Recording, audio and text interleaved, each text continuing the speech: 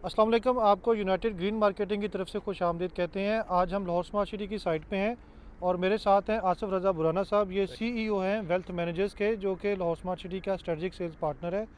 और मेरे साथ हैं चौधरी अली असलम साहब, जो सीईओ हैं एकेटी स्टेट एंड बिल्डर्स के।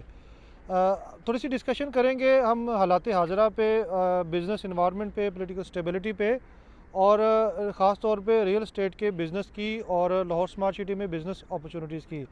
आसिफ रज़ा बुराना साहब माशाल्लाह क्वालिफाइड हैं, जो ना लाहौर स्कूल ऑफ इकनॉमिक्स से, और इनकी मास्टर्स डिग्री लंदन से है, और इनकी एक्सपर्टीज़ जो है ना रियल एस्टेट इकोनॉमी की हैं। और थोड़ा सा इनसे लेंगे जायज़ा। पाकिस्तान में बिज़नेस जो है ना वो स्टक हुए हुए थे पिछले तकरीबन 1 साल से, और ख़ास तौर पे जब से केयर टेकर जो है ना वो सेटअप गवर्नमेंट पे लगा हुआ था। उसकी वजह ये थी कि लोग जो है ना वो लॉन्ग टर्म जो है ना वो ऑप्शंस एक्सरसाइज नहीं कर रहे थे, क्योंकि जब केयर टेकर सेटअप होता है तो इंटरनेशनल उसकी इतनी रिकग्निशन नहीं होती जितनी एक इलेक्टेड गवर्नमेंट की होती है। और वैसे भी केयर टेकर गवर्नमेंट एक शॉर्ट टर्म पॉलिसीज़ लेके आती है, और जो बिज़नेस है वो लॉन्ग टर्म और सस्टेनेबल पॉलिसीज़ पे जो है ना वो फ्रेम किया जाता है। तो इस वजह से ना सिर्फ रियल एस्टेट बल्कि इकॉनमी का तकरीबन हर सेक्टर जो है ना वो स्टक हुआ था। लेकिन अब चूँकि इलेक्शंस हो चुके हैं और नया पॉलिटिकल सेटअप जो है ना वो बहुत जल्द जो है ना वो बनने वाला है, वो कोई भी जो है ना वो पार्टी का हो, लेकिन एक लंबे अरसे के लिए 5 साल के लिए कम से कम एक गवर्नमेंट जो है ना वो बन जाएगी। अब उस गवर्नमेंट की क्या प्रायोरिटीज़ होंगी, और वहाँ बिज़नेस जो है ना वो जो जो जो इन्वेस्टर्स हैं या जो बिज़नेस माइंडेड पीपल हैं वो अपनी ऑप्शंस को कैसे एक्सरसाइज करें, ये आसिफ रज़ा बुराना साहब हमें गाइड करते हैं।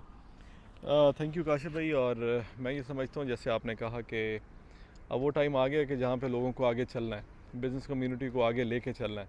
और जितने भी स्टेक होल्डर्स हैं, गवर्नमेंट है और बाकी जितने भी मेजर स्टेक होल्डर्स होते हैं कंट्री के, और वो चाहते हैं कि जितने भी स्टेक होल्डर्स हैं वो चाहते हैं कि लोग जो हैं एक पॉजिटिव एनवायरनमेंट की तरफ जाएँ, और जिसमें आप देखेंगे इंशाल्लाह, और गवर्नमेंट वेरी सून जैसे ही फॉर्म होती है और आप देखेंगे कि गवर्नमेंट की तरफ से कोई एमएनएससी स्कीम आएगी जो कि रियल एस्टेट को डायरेक्ट एक पॉजिटिव इम्पैक्ट देती है।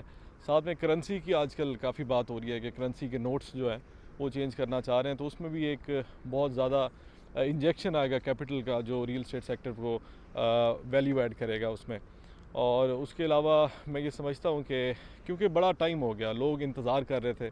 अभी आप रिसेंटली देख रहे हैं, जब से इलेक्शंस हुए हैं हमारी कॉल रेशो बढ़ गई है डेली की, लोग ज़्यादा रब्ता कर रहे हैं। लोग चाहते हैं, क्योंकि उनके पास कैपिटल है, लोग पैसे लेके बैठे हैं, वो सिर्फ ये चाहते थे कि एक ट्रस्ट और अच्छी गवर्नमेंट आ जाए और उस पर वो रिलाई कर सकें। और जैसे इंटरनेशनल फोर्सेस भी वो ऐसी जो एक इलेक्टेड गवर्नमेंट होती है उस पर रिलाई भी करते हैं। तो मैं ये समझता हूँ इंशाल्लाह लोगों को अब फ्यूचर की तरफ देखना चाहिए और ये बेहतरी आएगी इंशाल्लाह। शुक्रिया अली असलम साहब। सेम क्वेश्चन आपके लिए भी है, आप अपनी एक्सपर्ट ओपिनियन बताइएगा। जी काशिफ भाई, ये आसिफ भाई ने ठीक कहा है कि अब ज़ाहिर बात है जब गवर्नमेंट फॉर्म हो जाएगी तो उसके बाद इंशाल्लाह रियल स्टेट में बड़ा बेहतरी आ जाएगी। और रियल स्टेट ही सबसे सेफ़ जो है वो जगह है जहाँ पे पैसा लगा के और आप अच्छी जो है उसका रिटर्न ले सकते हैं। तो इंशाल्लाह ताला ये अब उम्मीद है कि आगे काम जो है बेहतरी की तरफ ही जाएगा। अभी आसिफ साहब दो जो चीज़ें हैं स्पेसिफिकली, एक तो ये है कि जो इंटरेस्ट रेट है वो मार्च वाले क्वार्टर में, जब ये मॉनेटरी पॉलिसी कमेटी की जो ना क्वार्टरली मीटिंग होती है, तो उम्मीद है कि अभी चूँकि शरह सूद 22% है, और बहुत सारे लोगों ने जो सेफ़ इन्वेस्टमेंट के तौर पे पैसा जो है ना वो बैंकों में रखा हुआ है। लेकिन बड़ी ड्रास्टिक जो है ना वो कमी आने वाली है मार्च से ऑनवर्ड्स। एक तो आप हमें बताएं कि उसका इम्पेक्ट क्या आएगा, क्या वो लोग पैसा विड्रॉ करके रियल एस्टेट में या किसी और जगह लगाएंगे। और दूसरी चीज़ ये है कि जब ये एमनेस्टी स्कीम का आपने जिक्र किया, तो बहुत सारी पॉलिटिकल पार्टीज़ ने इलेक्शन से पहले जो अपना इकॉनमी के प्लान दिए थे उसमें ज़्यादातर ने जिक्र किया था कि एक जनरल एमनेस्टी दी जाएगी पैसे को, कि रिगार्डलेस कि आपका पैसा किस ज़रिए से आपने बनाया, ब्लैक मनी है, वाइट मनी है, जब ये इंडस्ट्री में लगेगा, इकॉनमी में लगेगा, तो the government will not mind it. तो उम्मीद है कि ये गवर्नमेंट जो भी बनेगी वो ये एमनेस्टी अब देंगे, तो उसका क्या इम्पेक्ट आएगा। देखें काशिफ भाई, जो इंटरेस्ट रेट है ना, ये बड़ा एक इम्पॉर्टेंट फैक्टर है कि अगर इंटरेस्ट रेट में कमी आती है, जो कि जो भी नई गवर्नमेंट आती है वो चाहती है कि एक सर्कुलेशन ऑफ मनी हो, इकोनॉमी में मनी सर्कुलेट करे, तो उसमें हम उम्मीद करते हैं कि इंटरेस्ट रेट कम होगा। उसका डायरेक्ट इम्पैक्ट ये आता है कि लोग पैसा जो है वो बैंक से बाहर निकालते हैं, पैसा जो है रियल एस्टेट में आता है, पैसा डिफरेंट इंडस्ट्रीज़ में आता है, ताकि एक वो लोग इन्वेस्टमेंट्स की तरफ जाते हैं कि एक वो बिज़नेस एक्टिविटी जनरेट हो।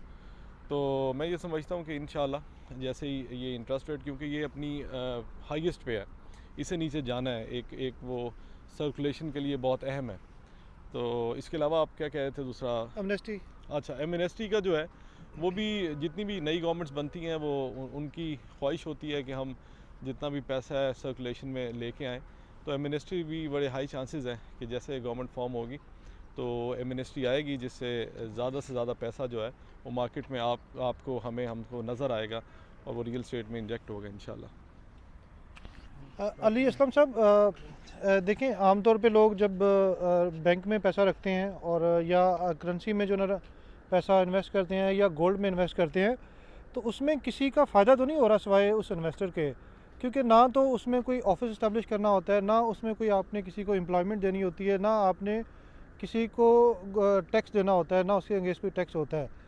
तो मेरा ख्याल है कि कोई प्रोडक्टिव जो रिसोर्स है उनमें सिर्फ रियल एस्टेट ही बच जाती है, क्योंकि आप जब रियल एस्टेट में इन्वेस्ट करते हैं अपने पैसे, तो आप ये सारे काम कर रहे होते हैं, टैक्स भी दे रहे होते हैं, आप एम्प्लॉयमेंट जनरेशन भी कर रहे होते हैं, और यह है कि आप उसमें एफ़र्ट भी आपकी पुट इन हो रही है, कि यानी कि आप ऐसे कोई स्लीपिंग काम नहीं होता, जिसमें जो कि हमारे मज़हब में भी है कि आप जिसमें जो एफ़र्ट करके कमाएं। तो मेरा ख्याल है कि ये रियल एस्टेट है जो जिसमें ये सारी चीज़ें जो है ना वो पूरी होती हैं। तो आप क्या समझते हैं कि जब ये एमनेस्टी आएगी, इंटरेस्ट रेट कम होंगे, तो रियल एस्टेट को कितना बूम आएगा? और रियल एस्टेट में भी आप अगर आप देखें तो लाहौर स्मार्ट सिटी का क्या पोटेंशियल जो है ना वो आपको नज़र आता है ये गवर्नमेंट फॉर्म होने के बाद? जी, गवर्नमेंट फॉर्म होने के बाद इसका इंशाल्लाह ताला बहुत अच्छा पोटेंशियल है, क्योंकि जितने भी ओवरसीज़ या लोकल इन्वेस्टर्स हैं वो रियल एस्टेट में इन्वेस्ट करेंगे उस एमनेस्टी के बाद, और उसके साथ साथ रेजिडेंशियल और कमर्शियल एक्टिविटीज़ भी स्टार्ट होंगी। तो वो एक पूरी इंडस्ट्री, उसके साथ बेतहाशा इंडस्ट्रीज चलती हैं जब आपका कंस्ट्रक्शन का काम स्टार्ट होता है।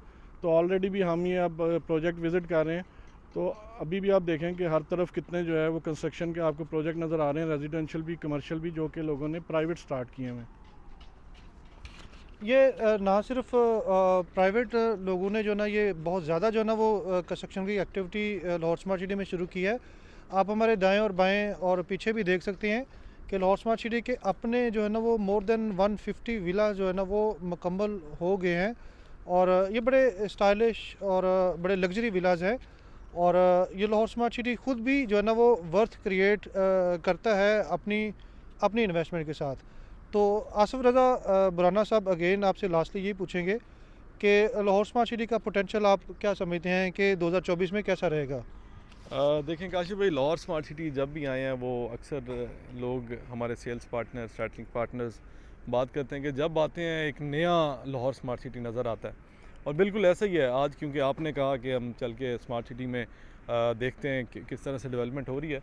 तो हकीकत में मैं यहाँ ओवरसीज़ प्राइम में अभी हम फिर रहे हैं, सेक्टर ए है, और ये 10 मरले के जो प्लॉट्स हैं, और अभी यहाँ 5-6 ऐसी लोकेशंस हैं जो अभी स्टार्ट हो चुकी हैं, कुछ अपना ग्रे मुकम्मल कर रहे हैं। तो ये जब भी आते हैं, अभी हम पीछे बैक गेट से जब एंटर हुए हैं ये पिछली साइड से, तो वहाँ पे इतनी अच्छी डेवलपमेंट, ओवरसीज़ ब्लॉक वो सारा जो डेवलप किया हुआ है, तो हर दफ़ा जब भी आते हैं एक बेहतर डेवलपमेंट नज़र आती है इनकी। तो मैं ये समझता हूँ 2024 जो है इतनी प्राइसेस डाउन है लाहौर स्मार्ट सिटी में, और मैं आज ही सोच रहा था कि मैंने कहा किसी तरीके से कोई कैपिटल हम इंजेक्ट करें ताकि जो बैलेटेड प्लॉट्स हैं इसमें हम इन्वॉल्व हो जाएं, क्योंकि इनकी प्राइसेस ऐसे अप्रिशिएट होनी है पता ही नहीं लगना। और जैसे कि मैनेजमेंट ने भी पहले कहा कि 2024 में हम ये जो रिंग रोड वाली एंट्रेंस है उसके बारे में आप एक पॉजिटिव और उसको एक्चुअल में देखेंगे कि ये वर्केबल आपको नज़र आएगा। तो 24 जो है वो लाहौर स्मार्ट सिटी का साल है इंशाल्लाह, और सबसे इम्पॉर्टेंट ईयर है जो अब तक जो प्रॉफिट्स जितने लोगों ने, एक तो स्टार्ट में एक वो हाइक थी, लोगों का प्रॉफिट लोगों ने कमाए, लेकिन मुझे लगता है कि 24 सबसे इम्पॉर्टेंट ईयर होगा जिन लोगों ने सब्र किया और जो एक ही दम एप्रिसिएशन देखेंगे इंशाल्लाह लाहौर स्मार्ट सिटी में। इंशाल्लाह लाहौर स्मार्ट सिटी जो है ना वो ऑलमोस्ट 90% जो है ना वो ऑन ग्राउंड हो चुका है।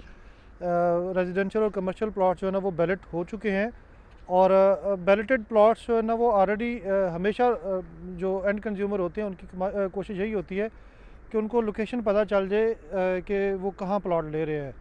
तो जब से ये, जिस तरह आपने भी जिक्र किया कि जब से ये जो ना फरवरी शुरू हुआ है तो बहुत ज़्यादा क्लाइंट क्यूरी है और बहुत ज़्यादा जो ना वो क्लाइंट्स जो है ना वो मैच्योर भी हो रहे हैं बिल्कुल कि यहाँ जो है ना वो लोग परचेजिंग कर रहे हैं। जस्ट ये बड़ी स्ट्रेटेजिक परचेजिंग है जो अब हो रही है, क्योंकि रेट डाउन है जो है ना वो, जिसके फैक्टर सारे हमने अभी डिस्कस किए हैं।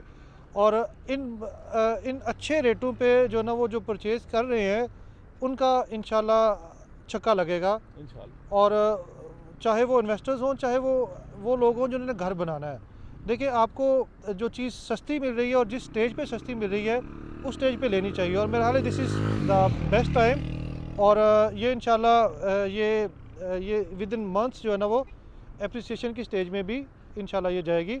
तो लाहौर स्मार्ट सिटी हमारा सबका फेवरेट प्रोजेक्ट है, और आप लाहौर में कोई भी प्रॉपर्टी ख़रीदें तो आप लाहौर स्मार्ट सिटी को ही प्रेफर करें। लाहौर स्मार्ट सिटी से मतलब कोई भी इंफॉर्मेशन चाहिए तो आप हमारे दिए गए नंबर्स या हमारी वेबसाइट पे विज़िट कर सकते हैं। Thank you very much everyone. Thank you.